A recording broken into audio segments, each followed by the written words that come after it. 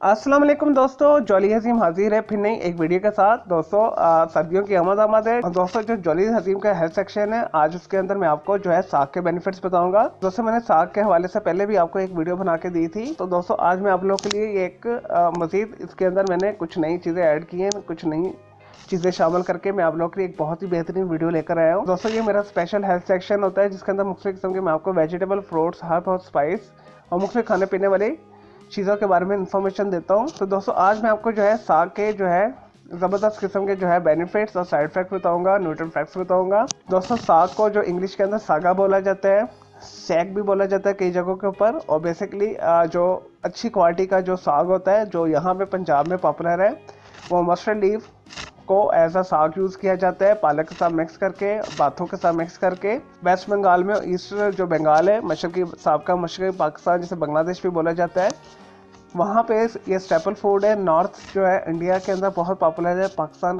के अंदर, पंजाब के अंदर इसे बहुत शौक के साथ खाया जाता है, खैबर पख्तूनख्वा के अंदर भी इसे बहुत शौक के साथ खाया जाता है। और स्वाद के अंदर जो है स्पेशली जो है खजराले के नाम से साग की एक जो है डिश बनाई जाती है चावलों के साथ मिक्स करके, वो भी बहुत मज़े की होती है। तो आने वाली वीडियो में मैं इसकी आपके साथ रेसिपी भी शेयर करूंगा।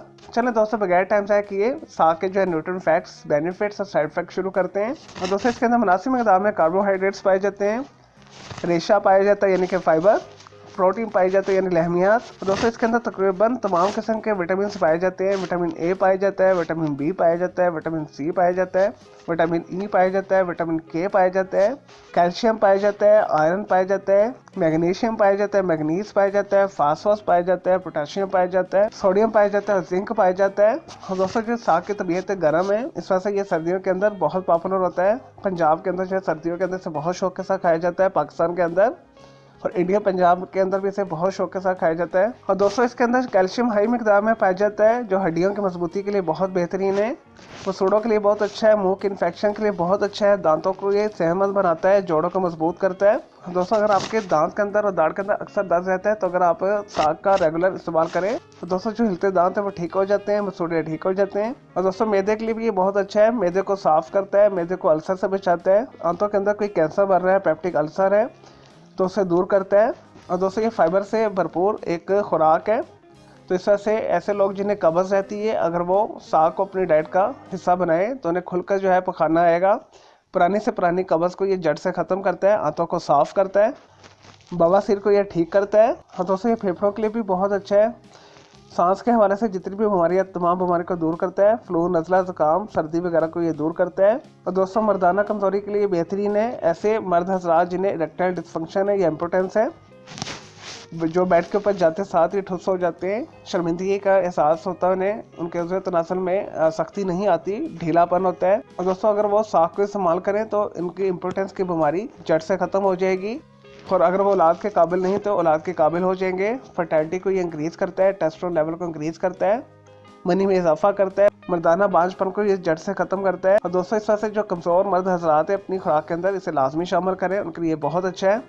और दोस्तों फुल ऑफ एंटीऑक्सीडेंट है, हर किस्म के कैंसर से बचाता है। और दोस्तों साग के इस्तेमाल से आपका इम्यून सिस्टम स्ट्रॉन्ग होता है, यानी क़ुव्वत मुदाफ़ियत बढ़ जाती है, जिसकी वजह से आप मुख्तलिफ किस्म के ख़तरनाक वायरसेस और बैक्टीरिया से महफूज रहते हैं। शुगर के मरीज़ों के लिए बहुत अच्छा होता है, शुगर को ये लेवल पर लेकर आता है। इसके मुतवातर इस्तेमाल से आपकी शुगर की बीमारी ख़त्म हो जाती है, इंसुलिन बनना शुरू हो जाती है। तो दोस्तों जो शुगर के मरीज़ हैं इसे अपनी डाइट का लाजमी हिस्सा बनाएं। और दोस्तों स्किन को सेहतमंद बनाता है, स्किन के ऊपर एक शदाबी लेकर आता है, स्पॉटलेस करता है, कील मुहासे दूर करता है। अगर रिंकल्स पड़ रहे हैं तो इसके इस्तेमाल से आपके जो रिंकल जो है ख़त्म हो जाएंगे, आपकी स्किन स्ट्रेच हो जाएगी, क्योंकि इसके अंदर विटामिन ई पाया जाता है जो स्किन की सेहत के लिए बहुत अच्छा होता है। और दोस्तों विटामिन एच भी इसमें पाया जाता है, जो बालों की सेहत के लिए बहुत अच्छा है, बालों को चमकदार बनाता है, काला स्याह करता है। इसके खाने से खाना बहुत जल्दी हजम होता है। और दोस्तों जो लोग अपना वजन कम करना चाहते हैं उनके लिए भी बेहतरीन है।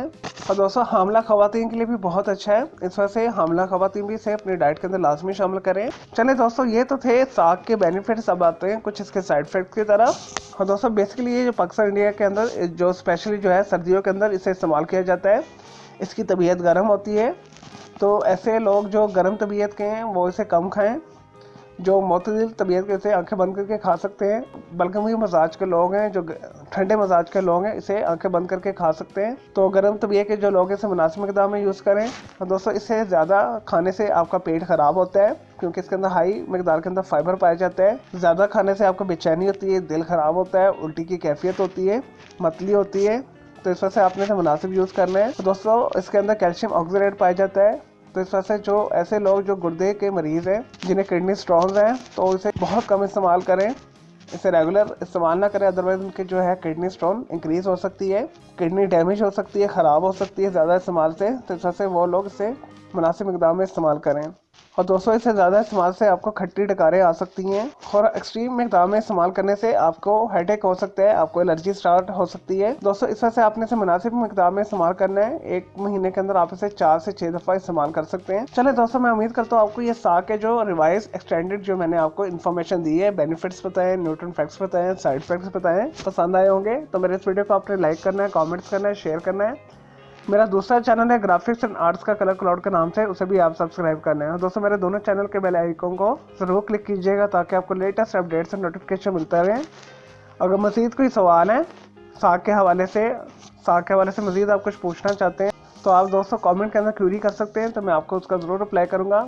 और दोस्तों मुझे इजाज़त दें, ओके, जल्द हाफिज़, टेक केयर।